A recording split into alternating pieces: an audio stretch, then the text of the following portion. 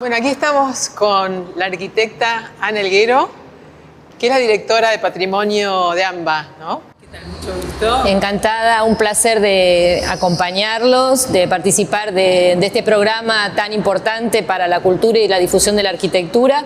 Y bueno, en nombre de AMBA, la Asociación Art Nouveau de Buenos Aires, muy agradecida y muy honrados. Gracias, gracias. Bueno, estamos ansiosos por conocer la historia de este palacio tan imponente, ¿no? Uno de los clásicos de Buenos Aires, ¿no? Sí, tal cual, es un edificio notable, nombrado también por AMBA, que tiene muchos misterios desde la arquitectura, porque es un edificio que se adelanta a la época en su construcción en estructura de hormigón armado.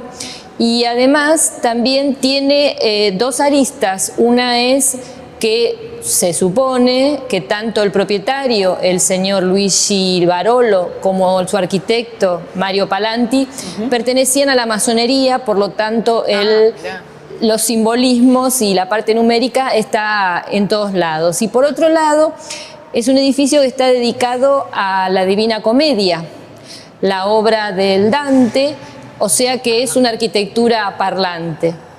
Y desde el principio ya empieza con misterios, porque al ser un edificio que iba a ser un Danteum, donde se iban a traer las cenizas del poeta porque tenían miedo que con la guerra se perdieran, se eligió un terreno al 1300 de Avenida de Mayo.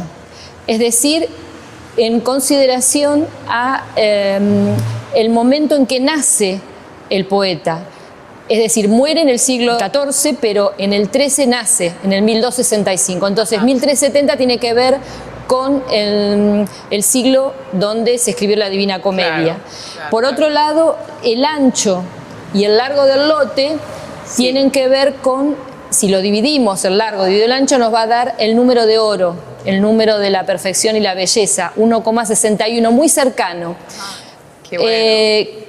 Puede ser casualidad. De todas maneras, la verdadera proporción está en que en realidad no da 1,6, da 1,42, que es la raíz de 2, un número de infinitas cifras decimales. Y tiene a su vez 100 metros, que es la cantidad de cantos que tiene la Divina Comedia. Y cada planta está dividida en infierno, purgatorio y paraíso.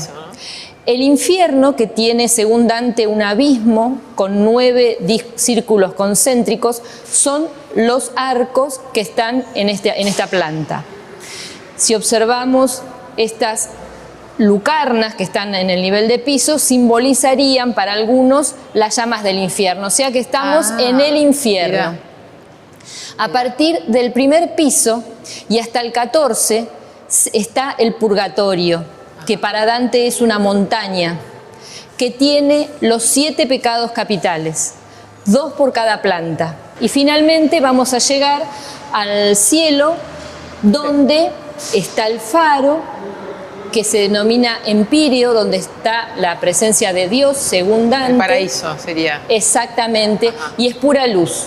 Y este faro lo presentó Palanti para que sea un faro desde las embarcaciones que llegaban al Río de la Plata. O sea, que no solo es la luz de Dios, sino que tiene un fin utilitario en su momento. Porque también sé que en el otro lado del Río de la Plata hay un palacio que es gemelo a este, que se llama Salvo. Exactamente. Otro empresario textil como Barolo, que le pide al mismo Palanti, arquitecto, exactamente, que construya el Palacio Salvo, es el apellido de estos comitentes, y tiene 10 metros más. O sea, 110 metros, es similar, no es tan gemelo, tiene muchas características parecidas, y la idea era que ambas luces del faro del Salvo y del Barolo se pudieran unir como columnas de Hércules, pero en el Río de la Plata. En el 1923 se inauguró. Exacto, sí. Y para esa época era como que el uso del hormigón armado de la forma que lo usaron acá no era muy común, ¿no? No, era sumamente novedoso, era un material que estaba en estudio, especialmente con los ingenieros alemanes. Sin embargo, Palanti era un estudioso y lo que hacía esto es tener una estructura independiente, porque además era un edificio que tuvo que pedir excepciones municipales por la altura, por la forma. Claro. Y este material lo que permitía es esa libertad respecto de los muros. Y respecto justamente de esta implantación que tiene que ver con lo académico, en cuanto tenemos un basamento, un desarrollo, que son todas las plantas, y un coronamiento, que es la cúpula que tiene, tenemos que decir también que es un edificio antiacademicista. Algunos dicen Art Nouveau. El Art Nouveau fue un movimiento antiacadémico que, de acuerdo a el país donde se desarrolló, tuvo distintos nombres. Claro. En Italia se llamó Liberty o Floreale. Acá algunos le dicen edificio ecléctico porque se mezclan los estilos, pero en realidad es un edificio antiacadémico que trae una tradición italiana justamente para honrar a su máximo poeta, que es Dante.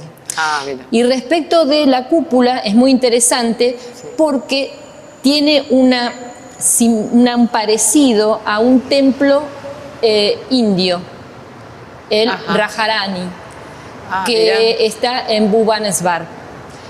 Y este templo se lo llama Templo del Amor, porque en realidad donde está la luz es donde se encuentra Dante con Beatriz.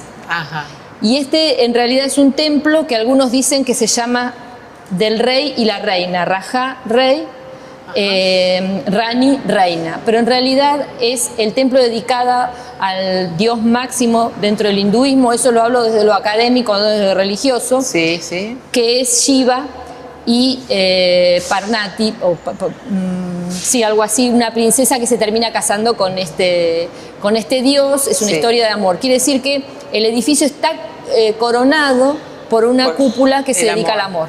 Otro detalle interesante es el color de los pisos, que algunos dicen que es referido a la bandera italiana, porque tiene rojo, verde y blanco. Pero también tiene que ver con las virtudes teologales. El rojo es la caridad, el verde es la esperanza y el blanco es la fe.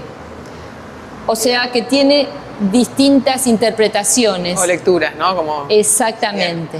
Después me habían llamado la atención los escritos que tenemos en cada sector, entre arco y arco, ¿no? En el techo. Esos son textos en latín que eligió Palanti, el arquitecto.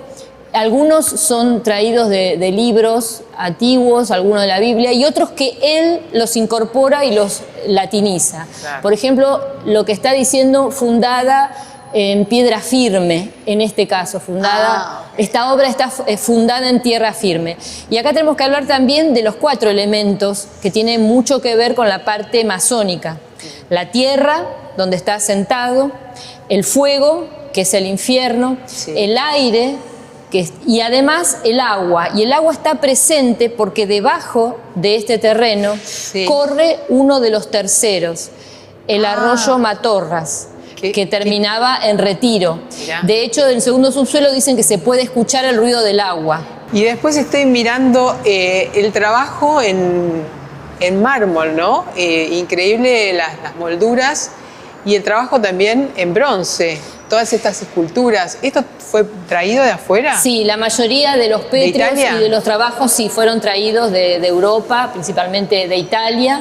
Y bueno, tienen una alegoría, en este caso, dragonas y dragones, o sea, con sexo, que sostienen las luminarias, las lámparas.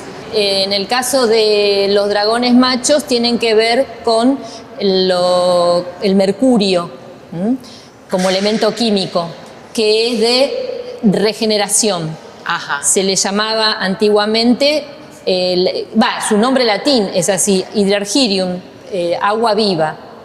Y después tenemos, en el caso de las hembras, que tienen que ver con el azufre, y el azufre se usaba muchísimo en la Edad Media para limpiar los ambientes. Se suponía que estaba el mal, las enfermedades estaban en el aire. Entonces, justamente, al Curaban estos esas... vapores, claro, se purificaba el ambiente. ¿Qué te parece la parte de circulación con esos ascensores tan imponentes, ¿no? En el caso de los ascensores hay un estudio bastante interesante respecto de lo que es el tráfico, cantidad de personas y por qué son grandes. En ese sentido, Palanti fue como un adelantado, porque siendo esto un edificio destinado a oficinas, lo que es hora pico, mañana a la entrada de los empleados y tarde, sí, el ascensor tiene que tener la capacidad de transporte de toda esta masa sin que se amontone. Claro. O sea, hay no solamente una medida de ascensor porque quedaba bien en el edificio, sino que además tiene que ver con este volumen, claro, de gente que se movía. En ese sentido es un adelantado. Y había un ascensor que era exclusivamente para el señor Barolo, que lamentablemente no lo pudo usar porque falleció antes de que se inaugurara la obra. En realidad tendría que haber estado inaugurado en 1921 cuando se cumplían los 600 años de la muerte del poeta, pero bueno, las obras son así, digamos, no terminaban. ¿Te acordás de cuántos años fue de construcción de la obra? Del 19 al 23. No, bastante rápido por ser una obra monumental. Otro detalle interesante... Sí, porque hay muchos detalles también, ¿no? Totalmente. ¿Acá se hizo algo en el país? El tema de las molduras, todo eso. Y algunos pétreos son de acá, de Córdoba. Y algunas cosas sí de los inmigrantes que vinieron a trabajar acá. Pero la mayoría era porque había una mirada europeizante de que de Europa venían mejores cosas. Claro. Y un detalle interesante desde el punto de vista constructivo es que si nosotros vemos la cúpula, la cúpula está acá. Sin embargo, eso te pareciera que estuviera desplazada. Sí, es un engaño que hizo Palanti porque él quería que se viera desde la ciudad, claro, pero a su vez desvirtuaba la composición porque no quedaba en el centro. Claro. Entonces suponemos que está ahí la cúpula. Una cúpula simulada. Exactamente, una cúpula simulada. ¿Y a qué da esa cúpula? No, esto es sencillamente es una ornamentación. Nos indica... No se puede acceder ahí. Sí, se puede acceder, pero la cúpula que vimos antes, que tenía que ver con el templo de la India... Está acá arriba. Pero nosotros suponemos visualmente que está allá. Perfecto. O sea, pensó hasta eso. Antiacademicista total. Totalmente, porque no hay correspondencia. Claro. Es como una ilusión. Bueno, Ana, te agradecemos un montón y espero que, pronto estés en algún otro programa nuestro. Encantadísimo. Así que, muchas gracias y vamos a recorrerlo. ¿Dale? Bueno. La emoción nacerá sin perder la libertad.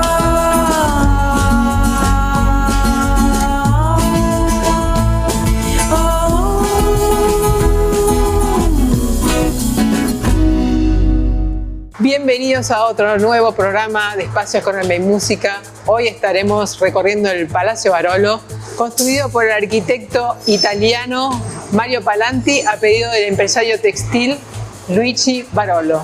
Inaugurado en 1923, con la curiosidad que del otro lado del Río de la Plata, en Montevideo, el mismo arquitecto construyó un edificio casi gemelo que se llama el Palacio Salvo. La construcción para su época fue una gran innovación por el uso artístico del hormigón armado dentro de un particular estilo ecléptico. Entre sus tantas curiosidades incluye analogías y referencias de la Divina Comedia del libro del poeta Dante Alighieri. ¿Me acompañan a recorrerlo? Vamos.